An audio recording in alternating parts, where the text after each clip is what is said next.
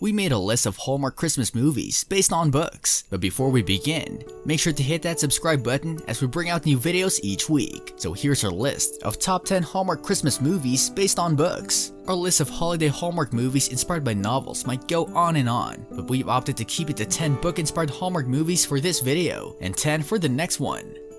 Boyfriends of Christmas Past.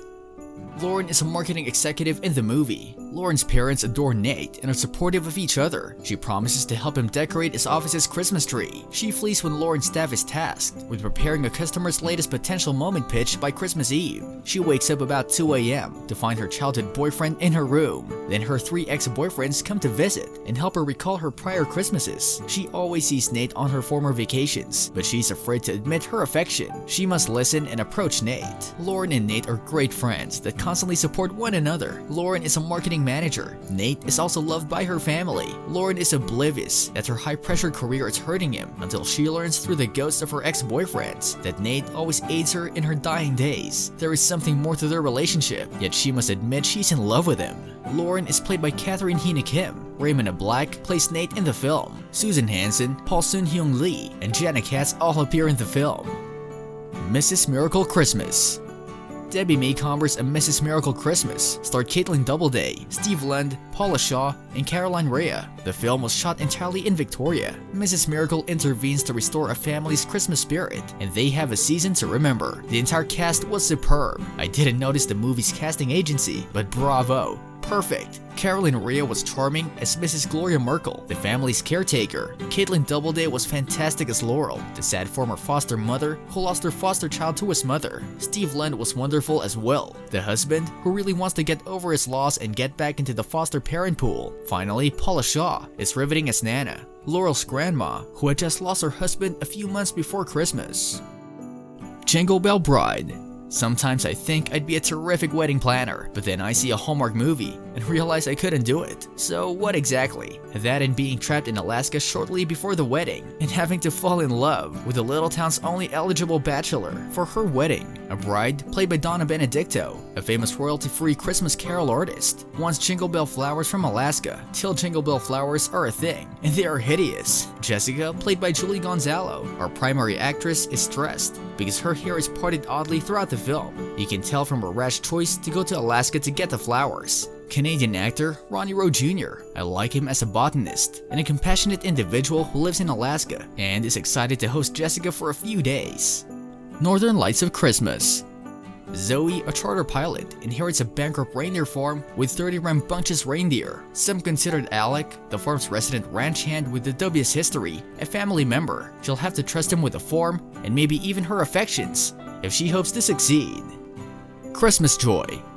We start with snow in the city and Christmas music as she walks to work. The film's protagonist is window shopping or window gazing. She enters a big hall and meets Renee. Her name? Joy. Now I understand the film's title. Joy, a marketer, is organizing a focus group for her client Weathertons. I think this focus group is made up of Weatherton moles, since they all enthuse about how warm this department store is. Owner Poppy Weatherton is watching Joy. She says a few lovely things about our marketing heroine and then leaves. After the focus group, Renee and Joy discuss Joy's work predicament. With her long attention on grouping, she's sure to get promoted. Renee expects the news during the Christmas gala, so we've got into the heart of Joy's character, a hard-working city girl. After work, the ladies decide to dress up for the gala. Coming Home for Christmas. After being given a position as the event coordinator for the Ashford Estate's Christmas Gala events, Allie immediately realizes that dealing with a family is a whole different matter. Robert is feeling under the weather, and she wants to put the estate up for auction. Kip, his younger brother, is unable to keep his feelings for Allie to himself. In the middle of a divorce, Sloane, their sister, has come home to be with them, and the grandmother Pippa sits on her mobility scooter, muttering under her breath about everyone in her vicinity. Allie grew up on the Ashford Estate, and if this is going to be the family's final vacation together, she's determined to make it a nice one, no matter how much the rest of her family disapproves of her decisions. Christmas Wishes and Mistletoe Kisses. Abby Fuller's goals to become an interior designer have had to be put on hold due to the demands of being a single mother. She has, however, been offered the opportunity to help decorate the large Sinclair mansion for the holiday season. Following her encounter with the gorgeous owner, Nicholas Sinclair, she rapidly knows that she's in serious trouble, despite her reservations about whether or not she's in over her head with a design job. Christmas Camp. Since joining the advertising industry more than a decade ago, Haley Hansen has worked her way up in the company's hierarchy. She's also a little bit of a Christmas Grinch, to be honest, taking a trip to the Caribbean, where she can get some work done while avoiding all of the traditional Christmas diversions and celebrations. It's her idea of the ideal Christmas vacation.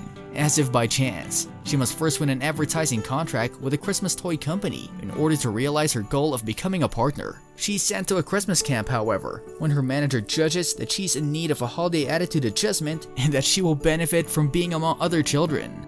A Bramble House Christmas.